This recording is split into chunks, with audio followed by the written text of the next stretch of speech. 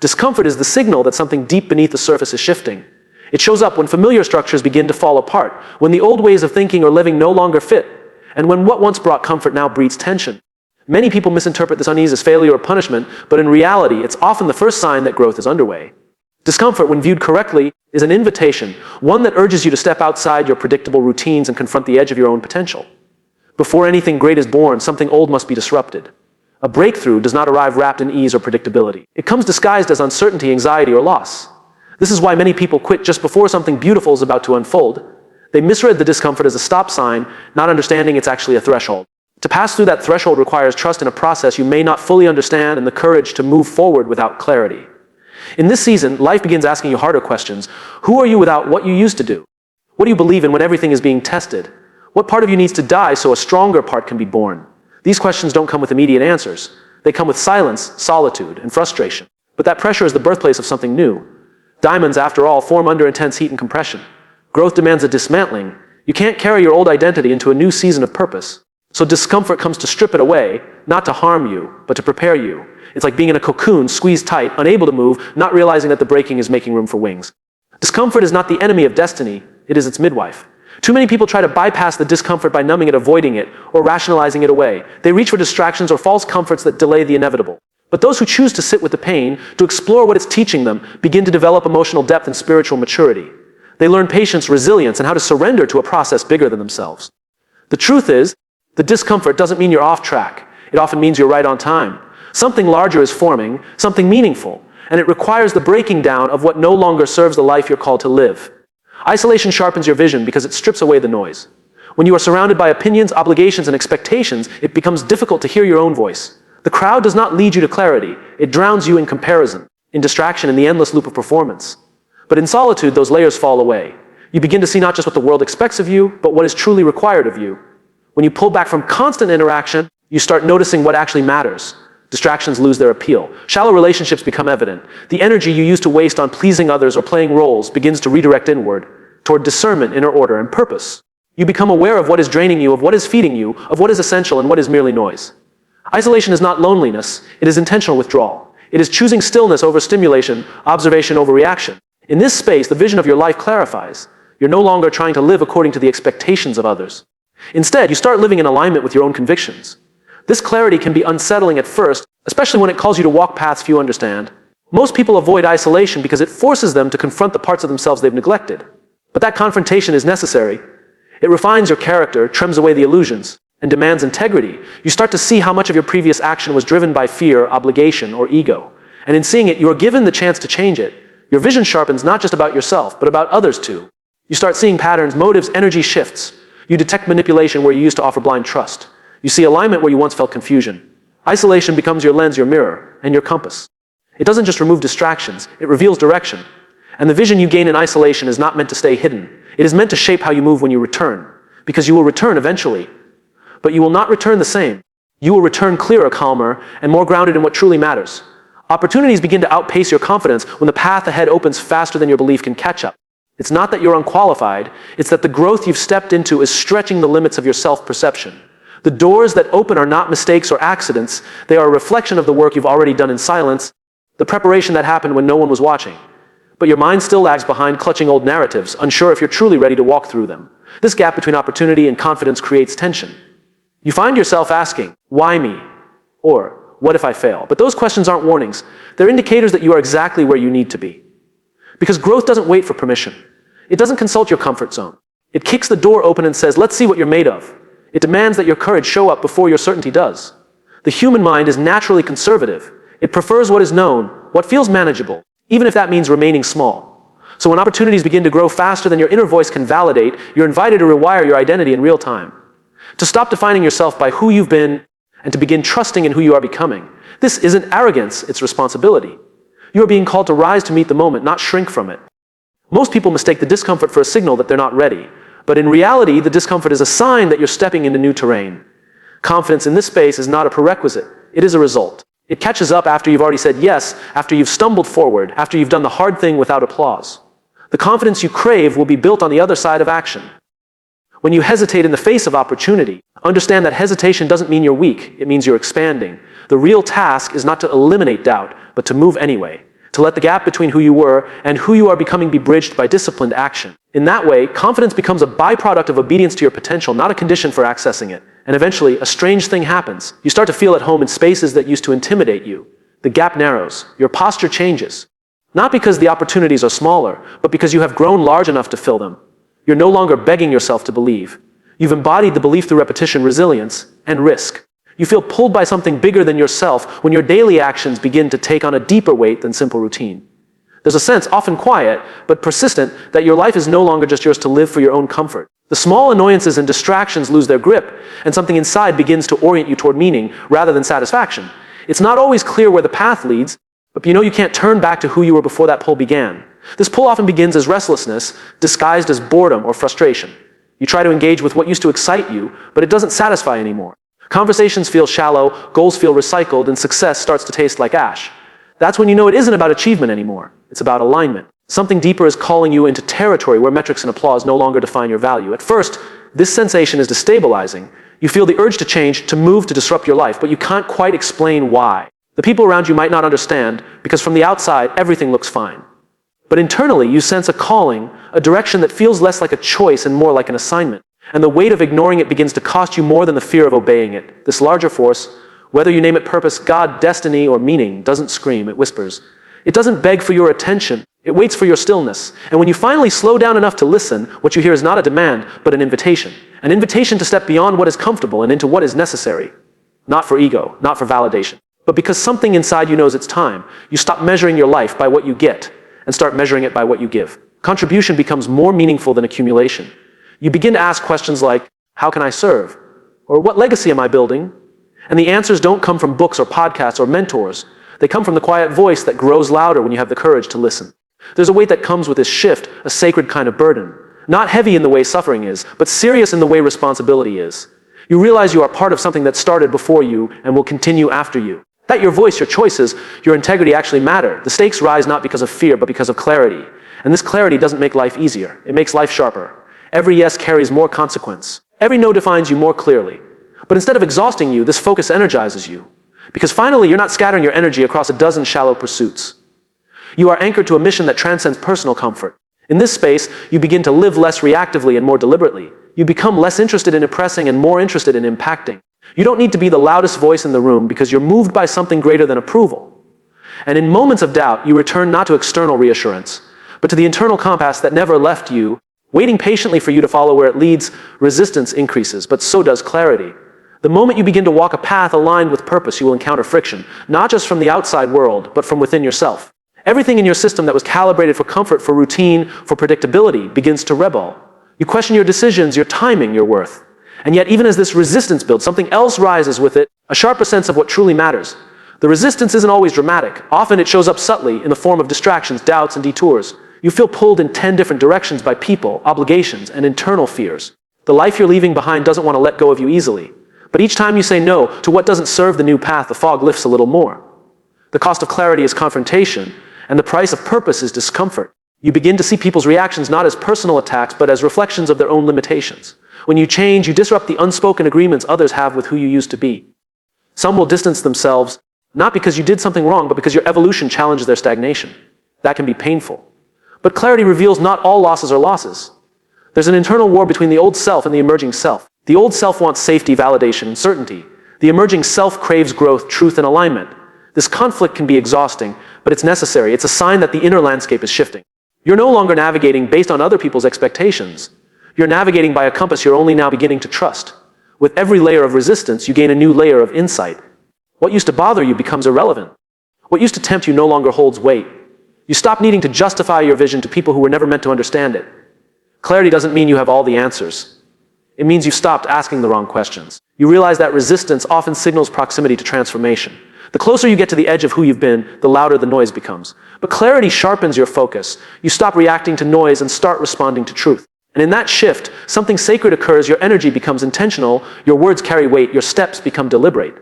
You begin to recognize the patterns that once kept you stuck. You catch yourself in the act of self-sabotage or shrinking to stay likable. But now, with clarity growing stronger, you interrupt those patterns. You start choosing the hard right over the easy wrong. You stop asking for permission to evolve. And even though resistance still shows up, it no longer paralyzes you. It becomes a signal, not of danger, but of direction. Clarity doesn't make resistance disappear, but it gives you a reason to keep going anyway. Doors close to make room for alignment. It feels harsh at first, like rejection, like failure, like something being torn from your grasp before you were ready. You replay the moment a job fell through, a relationship ended, or a long-held dream suddenly collapsed. Your instincts may tell you to fight to keep it, to fix it, to force it back into place. But often, what you're witnessing is not destruction. It's divine realignment. There are seasons in life where what you wanted no longer wants you back. This isn't punishment, it's redirection. When a door closes, something inside you is being invited to grow up, to step beyond the identity you clung to for safety. Closed doors hurt because they shake our illusion of control. They expose the thin thread by which we've tied our self-worth to outcomes and attachments. Alignment doesn't always come through clarity. It often arrives through chaos. You may not know what's next. You may not see the open door yet. But the closure you just experienced wasn't random. It's part of a larger reconfiguration, one that's purifying your path and removing what can't go with you. The door closed not to punish you, but because something in you was starting to outgrow that space. When you're in alignment, what's meant for you finds its way. But what's misaligned becomes heavy. It starts to demand energy you can no longer afford to waste. You try to sustain it out of obligation, guilt, or nostalgia, and then it breaks, abruptly or slowly. But it breaks. That breaking is mercy in disguise. Because until that thing fell away, you weren't fully free to receive what is truly yours. There's a sacredness in the pause between doors. That in-between space is uncomfortable, but it's where realignment does its deepest work. You begin to examine your patterns, your motives, your truths. You start asking better questions. You stop settling for surface-level answers. It's in this pause that something higher can whisper what's next, if you're quiet enough to hear it. The closing door often reveals who around you is clapping for your growth and who is clapping for your performance. Loss clarifies your circle. It strips the roles and reveals the relationships. When alignment begins to emerge, you stop needing to chase belonging. You start choosing environments that reflect your becoming. Some doors close because the rooms behind them can no longer contain your truth. You might feel the pull to reopen the door out of fear. That fear is familiar, and familiarity is seductive. But alignment doesn't cater to fear. It dismantles it. The discomfort you feel is a birth canal, not a death sentence. You're not losing your life. You're shedding the parts that were stalling your evolution. And every time you don't go back, you take your power with you into the future. Eventually, a new door appears. And it opens not because you forced it, but because you became the kind of person who could walk through it. Alignment will never require you to beg, to shrink, or to betray yourself. It may cost comfort and certainty, but what it gives back is peace, clarity, and the kind of success that doesn't demand your soul in exchange in this space. You begin to live less reactively and more deliberately. You become less interested in impressing and more interested in impacting. You don't need to be the loudest voice in the room because you're moved by something greater than approval. And in moments of doubt, you return not to external reassurance, but to the internal compass that never left you, waiting patiently for you to follow where it leads. Resistance increases, but so does clarity. The moment you begin to walk a path aligned with purpose, you will encounter friction, not just from the outside world, but from within yourself. Everything in your system that was calibrated for comfort, for routine, for predictability begins to rebel. You question your decisions, your timing, your worth. And yet, even as this resistance builds, something else rises with it, a sharper sense of what truly matters. The resistance isn't always dramatic. Often it shows up subtly in the form of distractions, doubts, and detours. You feel pulled in 10 different directions by people, obligations, and internal fears. The life you're leaving behind doesn't want to let go of you easily. But each time you say no to what doesn't serve the new path, the fog lifts a little more. The cost of clarity is confrontation, and the price of purpose is discomfort. You begin to see people's reactions not as personal attacks, but as reflections of their own limitations. When you change, you disrupt the unspoken agreements others have with who you used to be. Some will distance themselves, not because you did something wrong, but because your evolution challenges their stagnation. That can be painful. But clarity reveals not all losses are losses. There's an internal war between the old self and the emerging self. The old self wants safety, validation, and certainty. The emerging self craves growth, truth, and alignment. This conflict can be exhausting, but it's necessary. It's a sign that the inner landscape is shifting. You're no longer navigating based on other people's expectations. You're navigating by a compass you're only now beginning to trust. With every layer of resistance, you gain a new layer of insight.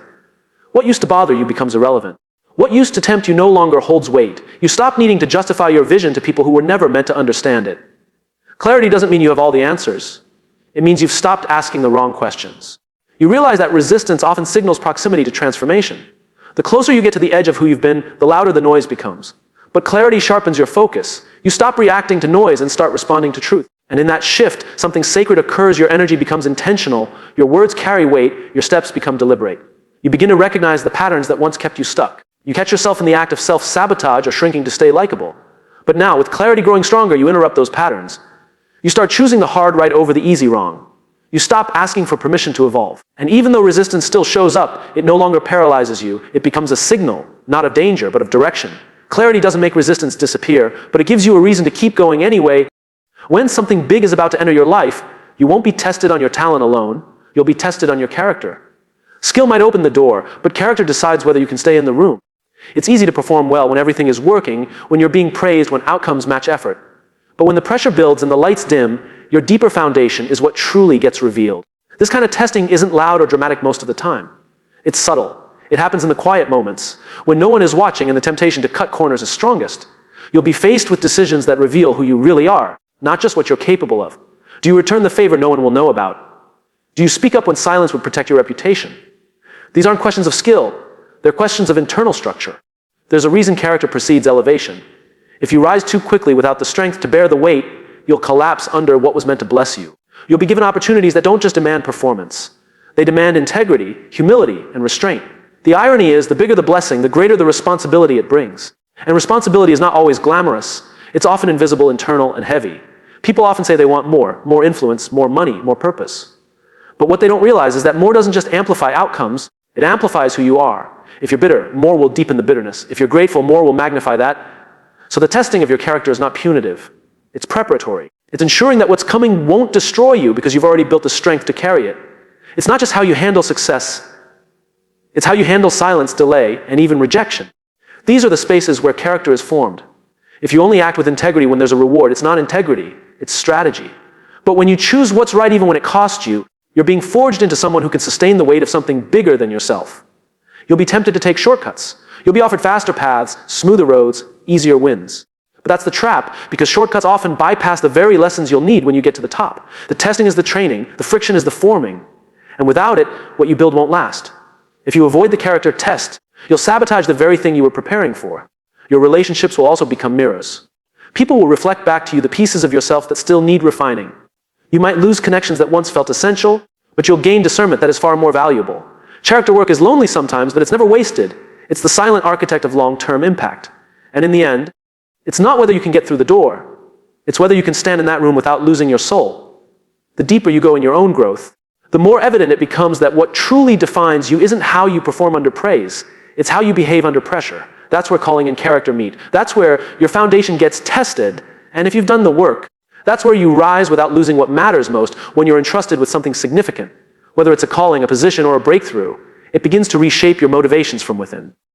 Success alone no longer satisfies. You start feeling an inner pull, a deeper compulsion not to climb higher for the sake of prestige, but to turn around and lift others with you. This shift is not about abandoning ambition. It's about refining it into something sustainable and meaningful. The measure of your growth isn't just in what you achieve. It's in who benefits because you achieved it. The drive to serve begins to outweigh the thirst for applause. You may still strive for excellence, but it's no longer centered on proving yourself. It's rooted in responsibility. You see your skills, resources, and influence as tools to be leveraged, not trophies to be displayed. There's a transformation that occurs when success becomes less about accumulation and more about contribution. You begin to understand that impact isn't measured by how much you gain, but by how much of yourself you give, deliberately and with care. This compulsion to serve doesn't always look dramatic. It shows up in small, consistent choices. The way you listen to someone without rushing to fix them.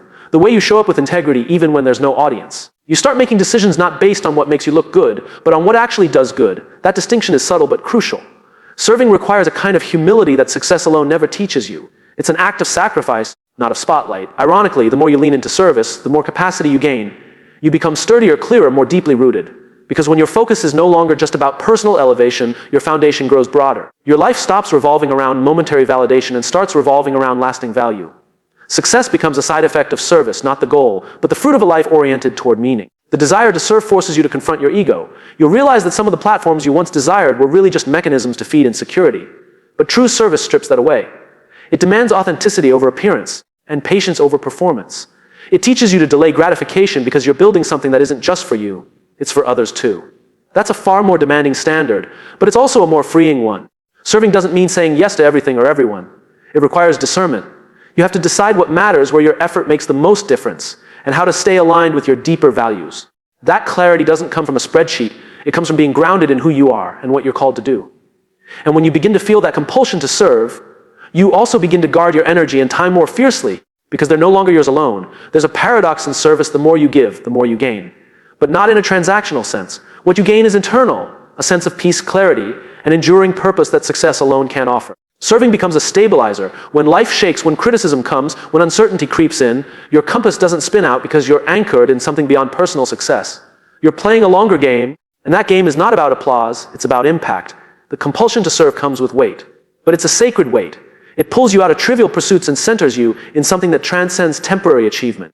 You stop asking only, what can I get out of this? And start asking, what can I give to this? That question becomes a lens, a filter, a guidepost. And over time, it becomes the defining thread of a life not just lived successfully, but meaningfully,